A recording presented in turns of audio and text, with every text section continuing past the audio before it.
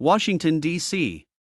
Because the Treasury Department took longer than expected to create the guidelines for the tax benefits, people who wish to purchase an electric vehicle may receive a larger tax credit come January 1st.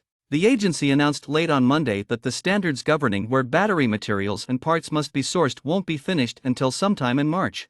The auto industry is keeping a careful eye on the issue, but it might prompt a rush to the dealers as most, if not all, EVs aren't anticipated to be eligible for the full credit once the regulations are in place. Most manufacturers won't be able to adhere to regulations that the battery components originate in North America, according to experts.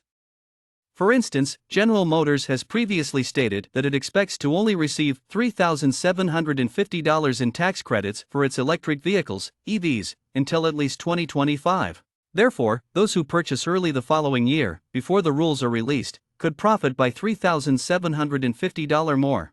Sam Abuelsamid, lead e-mobility analyst at Guidehouse Research, predicted that there would be a rush on EV dealers to take advantage of the additional discounts. Other criteria, such as new income and EV price caps, will still go into force on January 1st.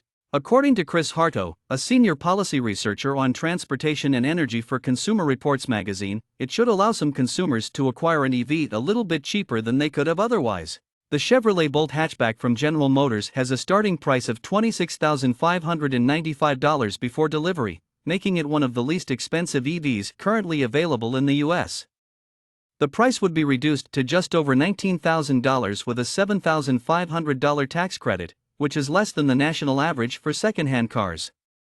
That might encourage buyers to enter the market. No EV vehicle marketed in the United States is expected to be able to immediately qualify for the entire $7,500 tax credit, according to automakers, who have blasted the battery sourcing and assembly standards as being difficult to follow, complex, and impossible in the short term.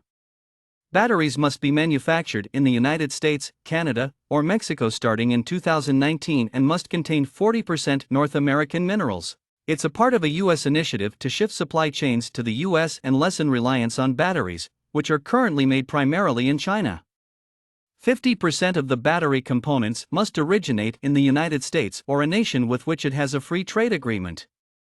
These percentages increase every year. The new law, which President Joe Biden signed into effect in August, maintains the requirement that EVs be produced in North America. New price limitations that require EV cars to cost $55,000 or less, or under $80,000 for pickup trucks, SUVs, and vans, are still in effect as of January 1st. A car buyer must make no more than $150,000 per year, or $300,000 if they are married and filing jointly.